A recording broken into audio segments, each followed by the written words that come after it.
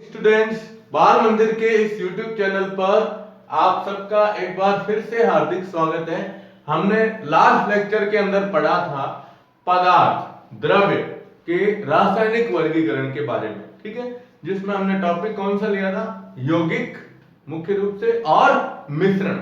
और आपको बोला भी था कि इस वीडियो के साथ में, मतलब जो लास्ट वीडियो हमने लिया था उसमें एक इमेज अटैच की थी और मुझे उम्मीद है कि आपने उसके सवाल के जो आंसर है वो लिख दिए होंगे वर्गीकरण के द्वारा, वर्गीकरण के रूप में उसे अलग अलग तरीके से लिखा होगा, ठीक है।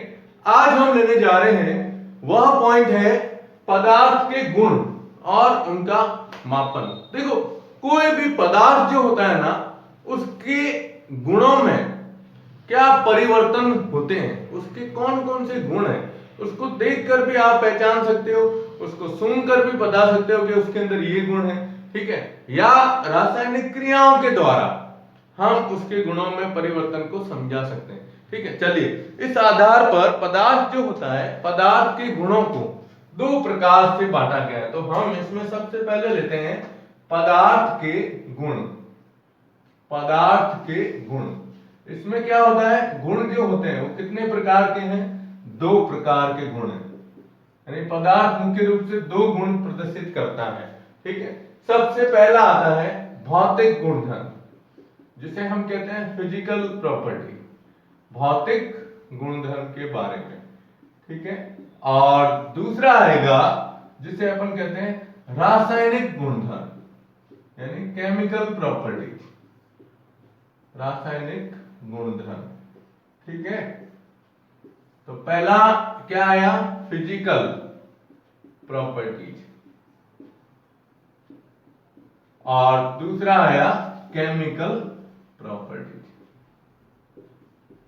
देखो, फिजिकल प्रॉपर्टीज ये होती है कि हम जो पदार्थ होता है उसके संगठन को बिना चेंज किए उसके गुणों के बारे में अध्ययन करना। संगठन मतलब पदार्थ किस अवस्था में है उसको बिना परिवर्तित किए, या उसकी पहचान जो होती है उसकी पहचान को बिना परिवर्तित किए जो गुणधर्म होते हैं पदार्थ के, जो पहचान की जाती है, उसे अपन कहते हैं फिजिकल प्रॉपर्टीज के नाम से जाना जाता है।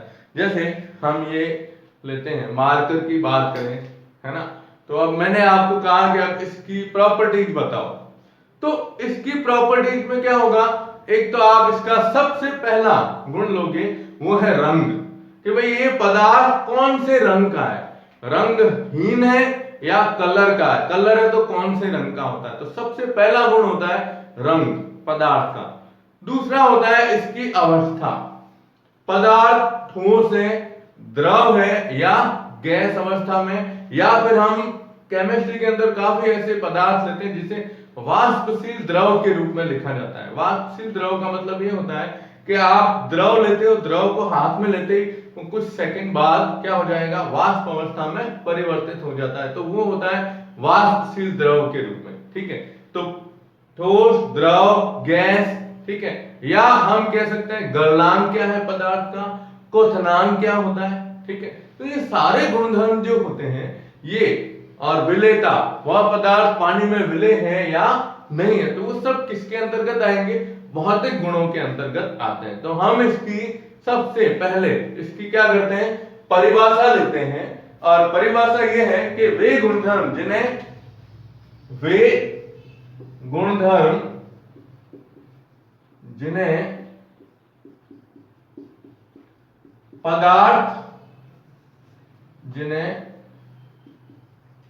पदार्थ के क्या कह सकते हैं? पदार्थ के संगठन या इसकी पहचान, यानी पदार्थ की जो पहचान होती है उस पहचान को बिना परिवर्तित किए, पहचान को बिना परिवर्तित किए, बिना परिवर्तित किए मापा जा सकता है, मापा जा सकता है, उन्हें क्या कहते हैं? भौतिक गुणधर्म कहा जाता है। क्या कहते हैं? भौतिक गुणधर्म कहते हैं। ठीक है, तो ये कहलाते हैं भौतिक गुणधर्म। वापस सुन लो, ऐसे गुणधर्म जिन्हें पदार्थ के संगठन या उसकी पहचान को बिना परिवर्तित किए उसके मापा जा सकता है कि भाई ये क्या स्थिति होती है इसके अंतर्गत, तो उन्हें हम क्या कहते हैं, भौतिक गुणधर्म। अब रासायनिक गुणधर्म इसका बिल्कुल विपरीत होगा। ठीक है, इसमें हम क्या कहेंगे कि वे गुणधर्म जिन्हें पदार्थ के संगठन को परिवर्तित करके, ठीक है ना, क्या आएगा, वे गुणधर्म जिन्हें पदार्थ के संगठन को क्या कर सकते हैं, परिवर्तित कर मापा जाता है, क्या कहलाते हैं, रासायनिक गुणधर्म कहलाते हैं, रासायनिक गुणधर्म। ठीक है, ये तो होती है इसकी जनरल परिभाषा, लेकिन हम ये भी कह सकते हैं रासायनिक गुणधर्म कहलाते हैं यहां। अब इसके अंदर क्या रासायनिक क्रिया हो रही है, उस रासायनिक क्रिया के आधार पर इसका नाम लिखा जाता है, किसका, गुणधर्म का। ठीक है, तो यह रासायनिक अभिक्रिया जो होती है, रासायनिक अभिक्रिया के आधार पर पहचाने जाते हैं। क्या होते हैं, अभी अपन दोनों के लेंगे। ठीक है, जैसे इसका हम ले रहे हैं कि भाई वे गुणधर्म जिन्हें पदार्थ के संगठन या इसकी पहचान को बिना परिवर्तित किए मापा जाता है, उन्हें हम क्या कहते हैं, भौतिक गुणधर्म कहते हैं। ठीक है, अब कौन कौन से होते हैं, जैसे सबसे पहली चीज, अब एग्जाम्पल में आते हैं, ये आपको ध्यान में रखना है। सबसे पहला एग्जाम्पल, पदार्थ का रंग कौन सा है। ठीक है, या सबसे पहला ये लो, अवस्था, पदार्थ कौन सी अवस्था के अंदर है, ठोस में है, द्रव में है या गैस में है। दूसरा, पदार्थ का रंग कैसा है, पदार्थ रंगहीन है या रंगीन है, और अगर रंगीन है तो कलर कौन कौन सा होगा, लाल, पीला, हरा, कोई भी हो सकता है। ठीक है, फिर इसकी गंध कैसी है, सूंघोगे आप, पदार्थ की अलग अलग, क्योंकि हम जब केमिकल की बात करते हैं तो रसायन के अंदर कई विशेष प्रकार की गंध होती है, उनकी गंध के द्वारा पदार्थों को पहचाना जाता है, इसलिए इसमें ये गंध सबसे महत्वपूर्ण चीज आती है। ठीक है, तो देखो, अवस्था, रंग, गंध। ठीक है, फिर आता है विलेयता। विलेयता का मतलब ये है कि वह पदार्थ पानी में विलेय है या नहीं है, उसके आधार पर ये इसका भौतिक गुण हुआ।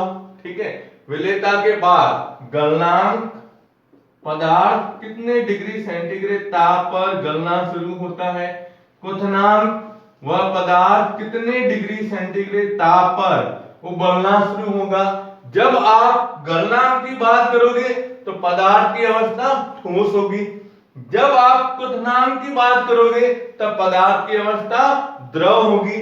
और एक आता है हिमांक। कौन सा, हिमांक। हिमांक का मतलब होता है जलना, ये जमना, कोई भी द्रव का ठोस में परिवर्तित होना, फ्रीजिंग पॉइंट। तो ये है इसके अंदर। ठीक है, चलो, ये कहलाता है मेल्टिंग पॉइंट, यानी क्या होना है, गलना, पदार्थ का गलना। ये होता है अपने बॉइलिंग पॉइंट। बॉइलिंग पॉइंट का मतलब होता है उबलना, तो इसको हम कहते हैं उबलना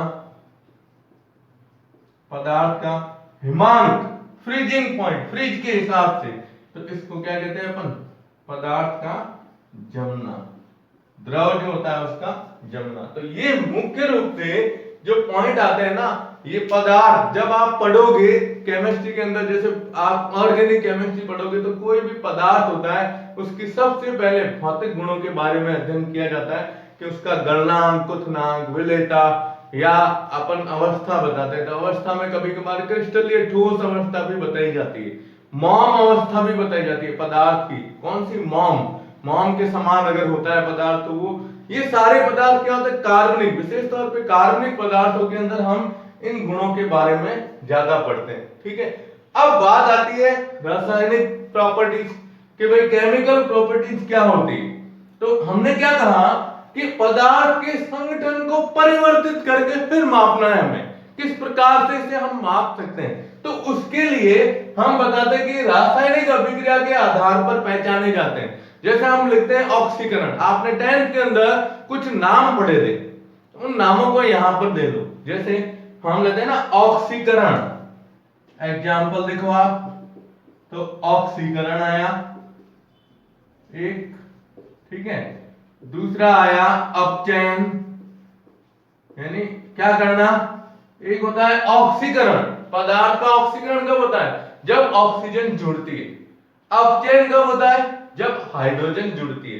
तो ये भी अगर विशेष तौर पे आप देखते हो ना, तो ये दोनों अभिक्रियाएं किससे संबंधित है, कार्बनिक पदार्थों के अंदर संबंधित होती है। कार्बनिक पदार्थ जो होते हैं उसके अंदर। और आप 11th क्लास के अंदर पूरा एक लेसन पढ़ोगे, आपने 10th क्लास में पढ़ा था ऑक्सीकरण अपचयन अभिक्रियाएं, रेडॉक्स अभिक्रियाओं के नाम से। और 11th में केमिस्ट्री के अंदर पूरा एक चैप्टर है कि भाई ये ऑक्सीकरण इलेक्ट्रॉन वगैरह जो होते हैं, इलेक्ट्रॉन के आधार पर परिभाषा जो होती है, या हम और भी सकते हैं धनायन ऋणायन जो होते हैं, इसके अलावा ऑक्सीकरण अंग क्या होता है, बहुत सी ऐसी चीजें आप नई चीज एकदम अच्छी तरीके से इन 11th के अंदर इसके अंदर पढ़ोगे। रेडॉक्स अभिक्रियाओं के नाम से पाठ का नाम है, रेडॉक्स अभिक्रियाएं जो होती है वो इसमें दी जाती है। ठीक है, तो ऑक्सीकरण अपचयन। फिर आता है हम पदार्थ को जलाते हैं, है ना, पढ़ा है आपने, दहन। क्या, दहन। दहन का मतलब क्या होता है, पदार्थ को जलाना, जलाने की प्रक्रिया आ गई, तो वो दहन के अंतर्गत आता है। तो देखो दहन हो गया, ऑक्सीकरण अपचयन, ठीक है। फिर आपने पढ़ा होगा विस्थापन अभिक्रियाएं, और एक होता है प्रतिस्थापन अभिक्रियाएं। विस्थापन, प्रतिस्थापन, कई प्रकार की अभिक्रियाएं होती है। तो अभिक्रियाओं के आधार पर भी पदार्थ की पहचान की जाती है कि भाई ये पदार्थ जो होते हैं, जैसे बोलते हैं कि पदार्थ नाभिक में ही अभिक्रियाएं प्रदर्शित करते हैं, योगात्मक अभिक्रिया प्रदर्शित करते हैं, विलोपन अभिक्रियाएं प्रदर्शित करते हैं। तो वो रासायनिक अभिक्रिया जो होती है ना, उसी के आधार पर इसको हम समझ सकते हैं। ठीक है, तो पदार्थ के मुख्य रूप से कितने गुण हुए, दो, भौतिक और रासायनिक गुणधर्म। भौतिक गुणों में इसका ध्यान रखना, ये अवस्था, रंग, गंध, विलेयता, ठीक है, गलनांक, क्वथनांक और हिमांक, ये मेन 3 पॉइंट ये आ गए और ये आ गए। ओके, अब जब इसमें एक चीज कभी कभार क्या होता है, स्वाद भी बताया जाता है कि कुछ पदार्थ होते हैं स्वाद में मीठे होते हैं, जैसे शर्करा, है ना, कुछ होते हैं जैसे अब अम्ल, क्षार और लवण की बात की जाती है, तो अम्ल स्वाद में खट्टे होते हैं, स्वाद कड़वे होते हैं, और लवण जो होते हैं उसका स्वाद अलग ही होता है ना। तो वो ऐसा नहीं है कि आप उसमें स्वाद के हिसाब से लोगे, नहीं, क्योंकि अब हम जब 11th में इन अम्लों के, क्षार के बारे में और इसके बारे में जब पढ़ते हैं, प्रैक्टिकल करते हैं, तो उसमें स्वाद नहीं देखा जाता है। ठीक है ना, तो ये थोड़ा सा आपको ध्यान रखना है। तो ये स्क्रीनशॉट ले लो आप, या वीडियो को पॉज करके, और इस सब चीजों को नोट करोगे, भौतिक गुणधर्म क्या होते हैं और रासायनिक गुणधर्म क्या होते हैं। तो स्क्रीनशॉट ले लो आप। ओके, अब हम इसमें साथ में देखो क्या बताया, मापन, किसी भी चीज को मापना, है ना। तो हम केमिस्ट्री में आते हैं, रसायन विज्ञान के अंतर्गत। तो पदार्थ जो होता है, पदार्थ ठोस अवस्था में भी हो सकता है और द्रव अवस्था में भी हो सकता है, लेकिन मापने के लिए अलग अलग प्रकार से, जैसे अपन कहते हैं ना, एक पीछे मात्रक या इकाई की आवश्यकता होती है ना। तो इकाई जो अपन लेते हैं वो एसआई पद्धति, विशेष तौर पे जिससे अपन कहते हैं, अपन स्टैंडर्ड इंटरनेशनल के नाम से जाना जाता है। तो उन्होंने अपने अलग तरीके से इसको बताया था। ठीक है, चलिए अब हम लेते हैं इसमें आगे मापन के बारे में।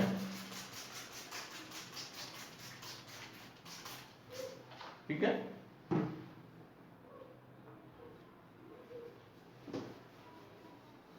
आपको जब अपन कोई भी वस्तु खरीदने जाते हैं तो हम कहते हैं ना, इतने किलोग्राम दे दो या इतने ग्राम में ले लो, कभी आपने मिलीग्राम नहीं बोला होगा, है ना। तो ये एक चीज आ गई। अपन कोई तेल, घी या दूध वगैरह लेने जाते हैं तो जब उसकी पैकिंग होती है तो पैकिंग में तो उसमें लिखा हुआ होता है लीटर के अंदर, मिलीलीटर के अंदर, है ना, द्रव अवस्था होती है तो उसके हिसाब से लिया जाता है। और जब आप उसको अलग से खरीदते हो, है ना, तब हम कहते हैं किलोग्राम के अंदर या इसके अंदर लिया जाता है। तो ये पदार्थ जो होते हैं, पदार्थ का मापन जो होता है वो इसी प्रकार से किया जाता है, ठीक है ना। चलिए देखिए, अब विशेष तौर पे एक ये आपने पढ़ा होगा,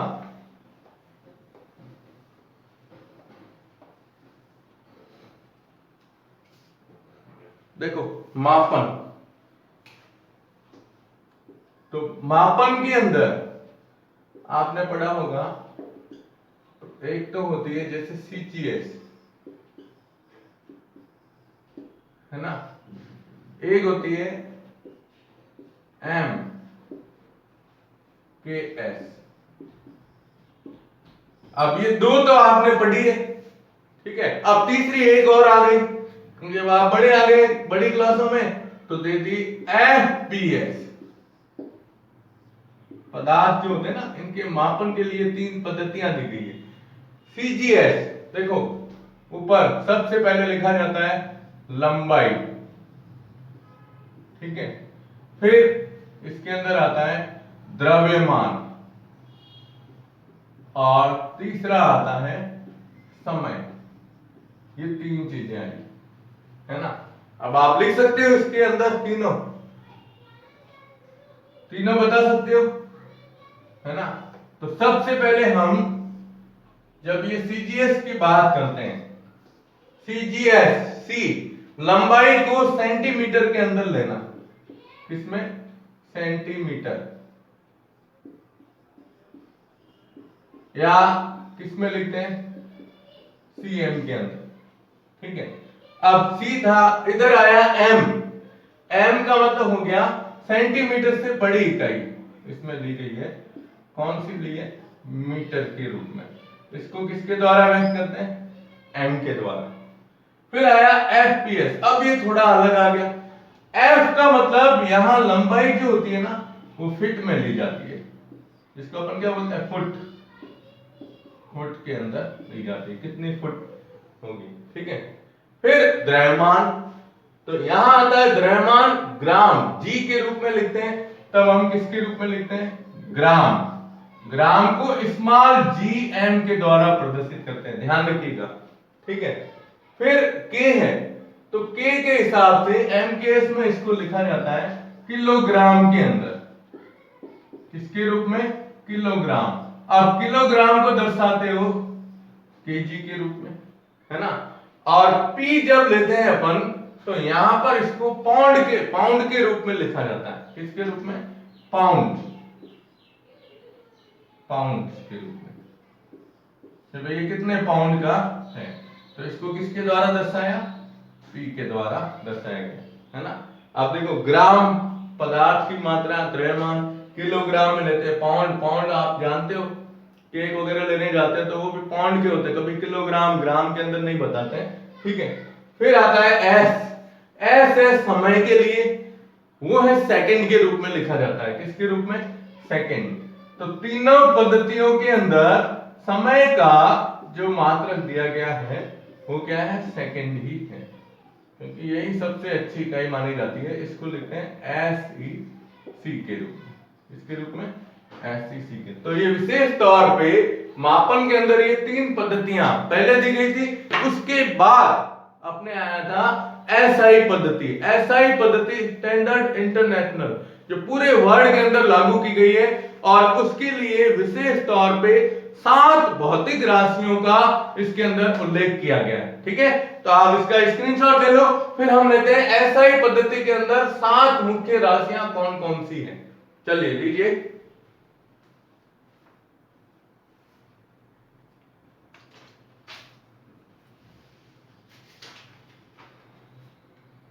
ओके, चलिए अब देखो आप, अब हम लेते हैं इसमें मुख्य रूप से 7 राशियां और इसके मात्रक क्या होते हैं, मात्रक के द्वारा, कौन से मात्रक के द्वारा इसे प्रदर्शित किया जाता है, ठीक है। अब एक चीज और बता देता हूं, नेक्स्ट लेक्चर जो अपना आएगा उस नेक्स्ट लेक्चर के अंदर हम लेंगे सबसे महत्वपूर्ण चीज तापमान के बारे में।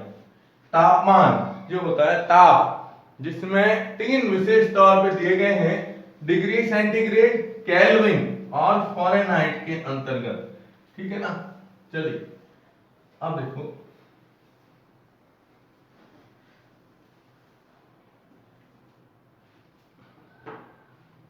अब हम लेते हैं कौन सी पद्धति, एसआई पद्धति। ठीक है। एसआई पद्धति की जब बात की जाती है तो इसको लिखा जाता है स्टैंडर्ड और इंटरनेशनल, यानी ये एक तरह से अंतरराष्ट्रीय पद्धति है। ठीक है। और इसके अंदर कितनी राशियां, 7 भौतिक राशियों का उल्लेख मुख्य रूप से किया जाता है। तो हम सबसे पहले उन भौतिक राशियों के नाम लिखते हैं। ठीक है। तो देखो, आप सबसे पहले अपन लिखेंगे भौतिक राशियां, फिर हम बताते हैं भौतिक राशियां जो है इनको कौन से प्रतीक के द्वारा दर्शाया जाता है, तो उसका हम क्या लिखेंगे, प्रतीक यानी संकेत। ठीक है। और फिर हम लिखेंगे इसका मात्रक, क्या लिखेंगे, मात्रक। ठीक है। चलिए, अब सबसे पहले भौतिक राशि है द्रव्यमान, क्या लेते हैं, द्रव्यमान। तो द्रव्यमान को जब हम प्रदर्शित करते हैं किलोग्राम के रूप में, ये लिखते हैं केजी, केजी के द्वारा इसे क्या किया जाता है, प्रदर्शित किया जाता है। ठीक है। तो प्रतीक राशि जो होती है इसकी, तो प्रतीक इसका लेंगे, द्रव्यमान जो होता है, द्रव्यमान का प्रतीक होता है एम, किसके द्वारा, मास, मास के द्वारा इसे प्रदर्शित किया जाता है। ठीक है। अब मात्रक लिखते हैं तो किसके रूप में लिखते हैं, किलोग्राम, और किलोग्राम को किसके रूप में लिखेंगे, केजी के रूप में, किसके, केजी, किलोग्राम के रूप में लिखा जाता है। ठीक है। पहली राशि ये होगी। उसके बाद सेकंड राशि जो इसके अंदर दी गई है वो है लंबाई। कौन सी, लंबाई। पर जो कोई भी आप लेते हो इसमें लंबाई आपने पढ़ा, आप फिजिक्स के अंदर भी एक जो चैप्टर पढ़ रहे हो उसमें आएगा MLT, M मास, L लंबाई और T आएगा तापमान के रूप में इसमें लिखा जाता है। या उसमें चलो क्या होगा, उसमें अलग तरीके से आप पढ़ोगे। तो लंबाई, लंबाई को किसके द्वारा व्यक्त करेंगे, लंबाई, लेंथ, लेंथ को क्या लिखते हैं, L के रूप में, तो इसमें हम लिखेंगे L। अब लंबाई जो होती है, लंबाई का मात्रक इसमें क्या आएगा, मीटर के रूप में लिखा जाएगा, तो इसको हम लिखते हैं मीटर, मीटर इसमें लिखते हैं एम के रूप में। ठीक है। तो एक आ गया ये, दो, तीसरी आती है इसमें अपने, वो है तापमान। ये आपको सबसे महत्वपूर्ण ध्यान रखना है। ठीक है। तापमान लेते हैं, तापमान जो होता है, तापमान को कैपिटल टी के द्वारा दर्शाया जाता है, ध्यान रखिएगा, कैपिटल टी। ठीक है। टेम्परेचर, और तापमान के लिए जो यहां पर दिया गया है ये विशेष तौर पे ध्यान रखना है, कौन सा है, केल्विन के रूप में, किसके रूप में, केल्विन के रूप में तापमान को दर्शाया जाता है। ठीक है। चौथा आएगा समय। समय है, समय को हम प्रदर्शित करते हैं टाइम के रूप में, और इसके लिए आएगा प्रतीक स्मॉल टी। ध्यान रखना, ये दोनों अलग अलग है।